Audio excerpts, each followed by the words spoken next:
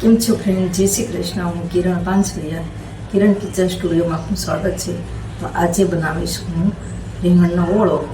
એમાં આપણે તેલ લગાવીને બનાવવાનો છે, કારણ કે એની છાલ જાડી ના ઉખડે અને એનો ગર્ભ હોય તે આપણે કામમાં આવી જાય. તો એ રીતે આપણે ઓળો બનાવીશું. તો ચાલો આપણે તૈયારી કરીએ. આજે હું બનાવીશ રીંગણનો ઓળો. તો કઈ રીતે બનાવવો તે હું તમારી જોડે શેર કરીશ. મારો વિડીયો લાઈક કરજો, શેર કરજો, ચેનલને સબસ્ક્રાઈબ કરજો, બેલ આઇકોન દબાવવાનું ભૂલતા નહીં અને કમેન્ટમાં લખજો મારી રેસીપી કેવી લાગી. મેં આ રીંગણ લીધું છે, ભરતાનો રીંગણ છે, એને આપણે ધોઈ લીધું છે. હવે સાફ કરી લઈએ. હવે એને આ સાઈડનો ડીટિયાનો ભાગ છે એ આપણે થોડોક જ કાઢવાનો છે, આ રીતે. હવે એને આપણે તેલ લગાવીશું. સહેજ આછું તેલ લગાવવાનું, આ રીતે.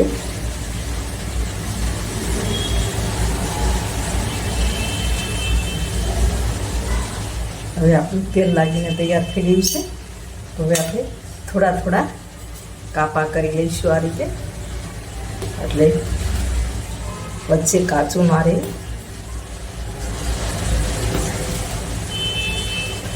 આ રીતે. અને એક ઉપર આ રીતનો કાપો કરી લઈશું.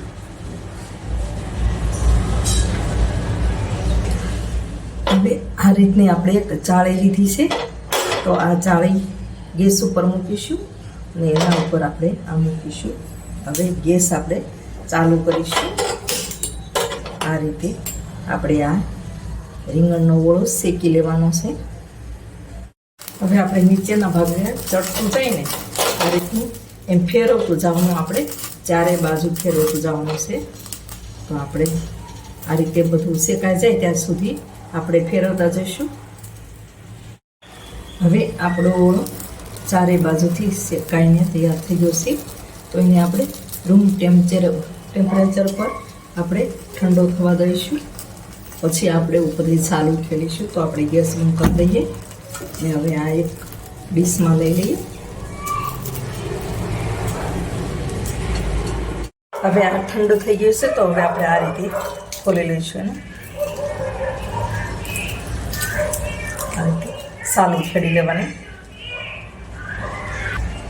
હવે છાલ ઉખેડાઈ ગઈ છે. તો આપણે આ રીતે આને મેશ કરી લઈશું.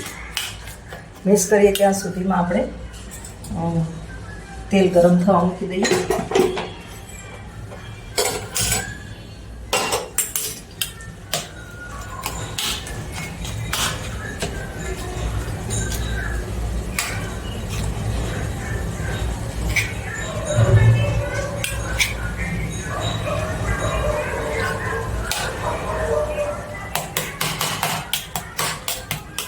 અને તાવેથાની મદદથી પણ કરી શકો.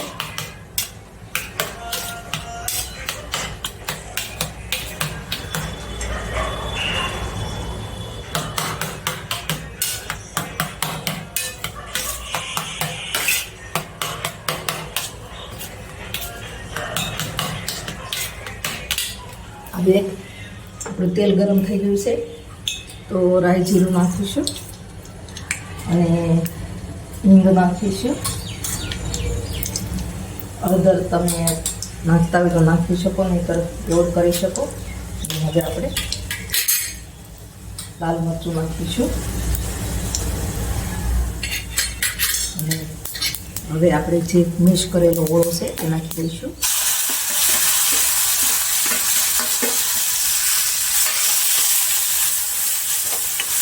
એકદમ ગેસ સ્લો કરી દેવાનો અને મીઠું નાખીશું. હવે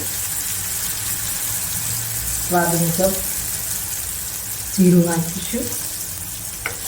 હવે આપણે ગેસ બંધ કરી દઈશું. અને હવે આમાં તમે દહીં પણ નાખી શકો. તમે કાંદા અને લસણ ખાતા હોય તો તેલનો વઘાર કરીને પણ નાખી શકો છો. હવે આપણો ઓળો બનીને તૈયાર થઈ ગયો છે. આ રીતે તમે પણ બનાવજો. સર્વ કરીશું.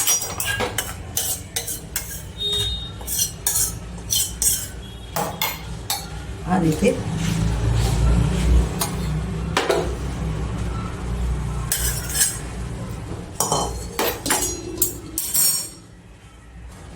હવે આપણે ધાણાથી ગાર્નિશ કરીશું. તો આપણો સાદો ઓળો બનીને તૈયાર છે.